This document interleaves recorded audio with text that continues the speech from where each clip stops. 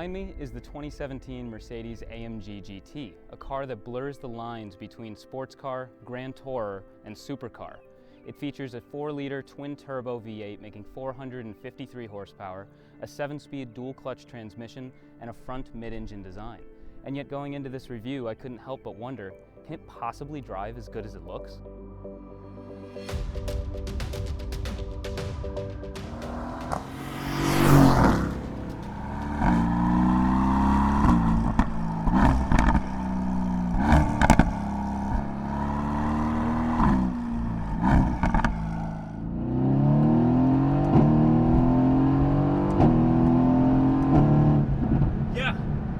Yeah, it can. And that's saying something because, I mean, you saw the B-roll of this thing. It is gorgeous, especially in this solar beam yellow. This thing gets a lot of attention, as it should. It's $10,000 paint.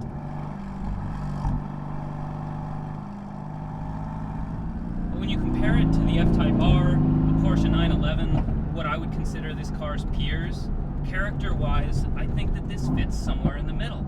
It has some of that rowdy fun of the F-Type R, but it's cut with this nice amount of German precision and seriousness from the Porsche. In fact, I think this might be the sweet spot between those two cars.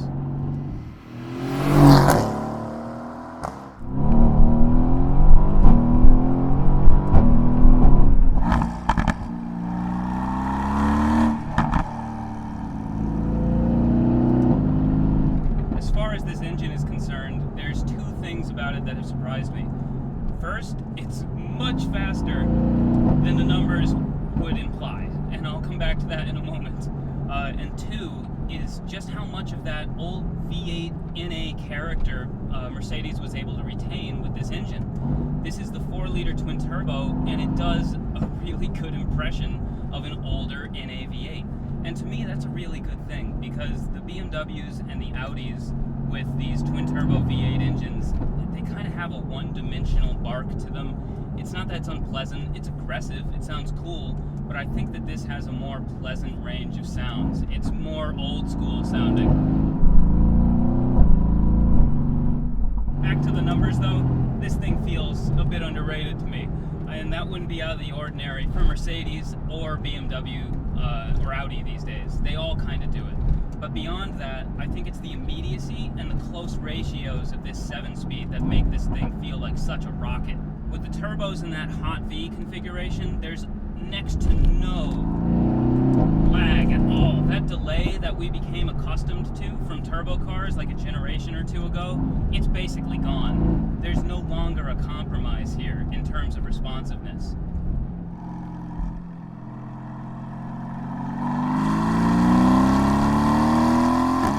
Overall, it just feels like a perfect match for this car. It's refined and smooth, and in comfort with the valves closed, it's even quiet when you want it to be. But then you get onto your favorite section of road, you pop it in Sport Plus, and the thing just performs and sounds savagely.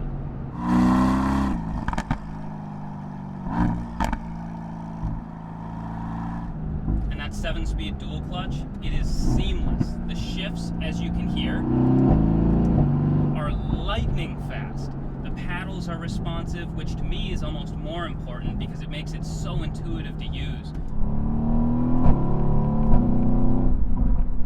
Some older DCTs, there's a bit of a delay, and that makes it much less satisfying to use. Now here's the thing, this car is neither small nor all that light at 3,600 pounds, and yet it feels so nimble. The steering is some of the sharpest that I've ever felt in a car. The grip is ridiculous, and because, thanks to the way that Mercedes has stuffed that 4-liter V8 back behind the front tires, you end up with just this beautiful balance. And you combine that with the steering, and it just becomes telepathic. You think about turning in, and it's already done. And the thing that makes that physically possible is partly the double wishbone adaptive suspension that Mercedes equipped this car with, and again, that front mid-engine design. You compare this this to say like some modern Audis that have it hanging out in front and they just understeer terminally, this is just a pleasure to use on your favorite section of back road. Now, another surprise for me though is that it's accessible and it's confidence inspiring, which when you first look at the car, you sit way far back, you've got that long hood out in front of you, and you start thinking about how much it costs too, and it can be a little intimidating. I think that's normal, but within a couple of miles of driving it, that all fades away, and what you're left with is you start to develop this really nice flow with the car. And I think that speaks volumes to just how intuitive it is to drive. And that's a hallmark of a great car, a great performance car especially. There's just a perfect harmony between the drivetrain, the handling, and the looks. And it's impossible to forget that you're sitting in something very special. With some expensive cars, it can be tough to see where the money is going. Here, every penny went to making this a cohesive product.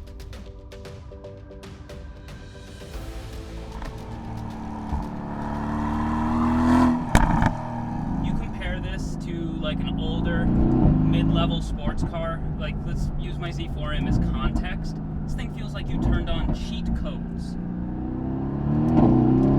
Woo! Meanwhile, it's comfortable, it's compliant, it's composed over bumps, it doesn't get upset by anything like that, and this car is even lowered a little bit over stock. So that tells you just how no compromises this suspension setup is. I love that the interior has the focus and ergonomics of a true sports car, but without sacrificing too much comfort. I'm sure there are owners out there that drive these every day, and I'd count myself among them if I owned one. It's beautifully designed and appointed, and assuming you fit well in these seats, you could easily road trip this thing. All the while, you're treated to one of the best views out the front window that you can find in modern cars.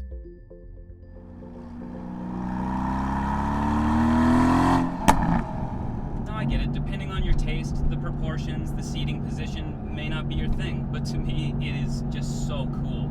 When you sit back here and you've got that long nose out in front of you, it almost feels more so like you're piloting something. It's a unique sensation, and I think it's a valuable sensation if you haven't felt it before. It's something that I've always loved about my Z4M, and it's just pushed even further here. Now I know this has probably seemed like a positive review, and that's because it is. In my brief time with the car, I'm struggling to come up with anything that I don't really like. I'm sure that if I lived with it for a long period of time, I drove it every day, I ran errands in it, I could come up with some little annoyances or things that bothered me. But to an extent, who cares? I could make so many allowances for little stuff when you consider how good this car drives and how it looks. Now I went into this video hoping that the car would drive as good as it looks, and I'm coming away from it struggling to decide what I like better. And so I think the solution for me is to just buy one day, and then I don't have to choose.